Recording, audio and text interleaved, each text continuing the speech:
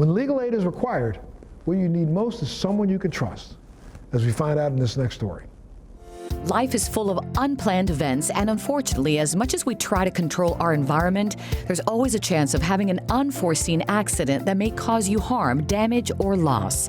Today on The Balancing Act, we're going to show you how to get the right legal help. The most common accidents are typically motor vehicle accidents. Whether it's a car-on-car, like a hit in the rear, or an intersection case, a question of lights, or a pedestrian hit, pedestrian knockdown.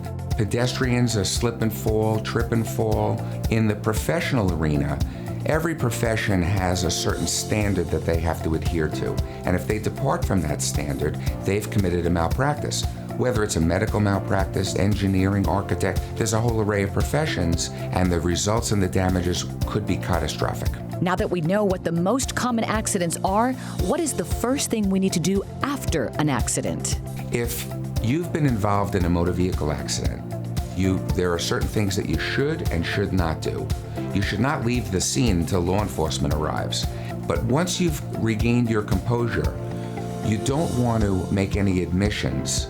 Gather the information from the other motorist, the license plate, the license, driver's license, insurance. Take photos if you can, photos of the vehicles, photos of the scenes, even a panoramic in case there are storefront videos that may have captured it. That's all relevant later on.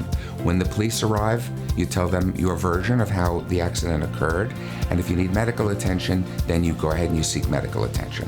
When you've been injured in an accident, very often the real effect of those injuries won't manifest for several weeks later. So when you go to the doctor, it's very important that you give them an accurate history with what your present complaints are. That better positions the doctor to evaluate and render a treatment plan for you.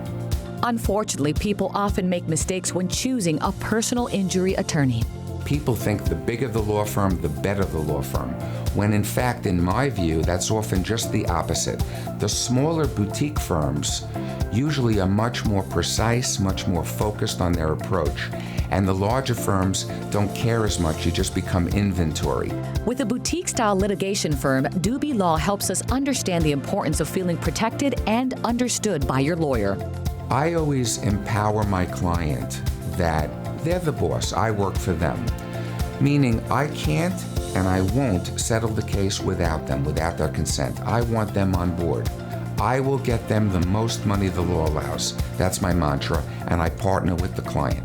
There's a big misconception that small firms cannot fight large defense firms.